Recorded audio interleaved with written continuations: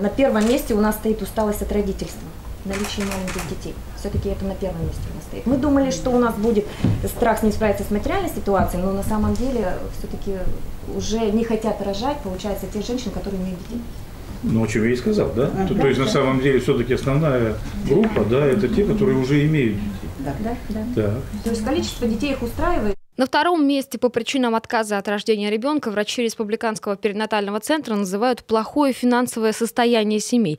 Следом идет приоритет других ценностей, будь то карьера или, к примеру, путешествие. На прерывание беременности, рассказывает психолог, в основном решаются все-таки женщины средних лет. Те, что уже успели столкнуться с жизненными трудностями и имеют социальный опыт, сложности с записью ребенка в детский сад, проблемы образования, медицины и так далее. Для юных же девушек главным страхом оказываются близкие люди, к примеру, родители. Их негативная реакция на беременность многих заставляет прийти в больницу. Женщина пришла к врачу, врач отправил на консультацию психолога, обязательно проходит доабортное консультирование. Да?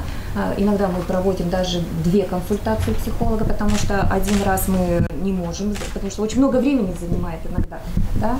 И приглашаем второй раз. И потом они уже идут опять к врачу, да, и уже принимают решение там. При Свято-Стефановском храме в Ухте, рассказывает на встрече настоятель отец Евгений, уже давно существует Центр защиты материнства и детства. Там женщинам, которые со своей бедой решают прийти в церковь, стараются помочь. Мы берем на себя заботу для того, чтобы, по крайней мере, женщина, которая решилась на этот шаг, чтобы она не чувствовала себя одинокой.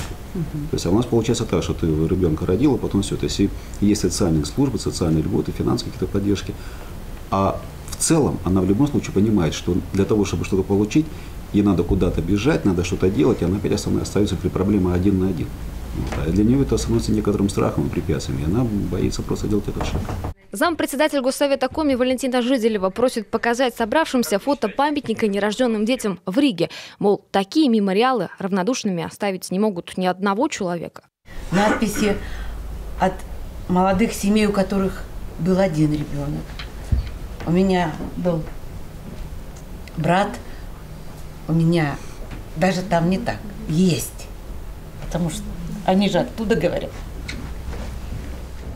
Ульяна Ляутова – автор памятника нерожденным детям, который своими силами общественники установили на кладбище в Нижнем Чове. Сегодня девушка активно участвует в дискуссии.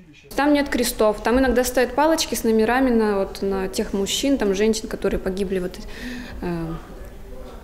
без родственников, чтобы, если родственники найдутся, могли их найти. Просила помочь местное сыктывкарское казачество. Мне они помогли установить крест и установить молитву, памятная доска. Хотим будущим летом этот крест немножко там забетонировать вокруг, чтобы его было видно издалека.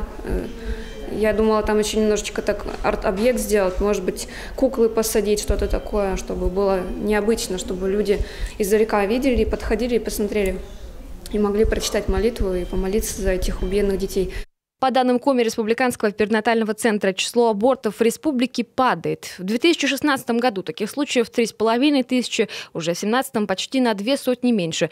Наблюдается положительная динамика и в этом году. Главная задача окружающих, пришли к выводу в дискуссионном клубе, сделать так, чтобы женщина в положении не чувствовала себя одинокой и в итоге решилась сохранить маленькую жизнь. Любовь Филиппова, Павел Фетисов, телеканал Юрган, Сыктывкар.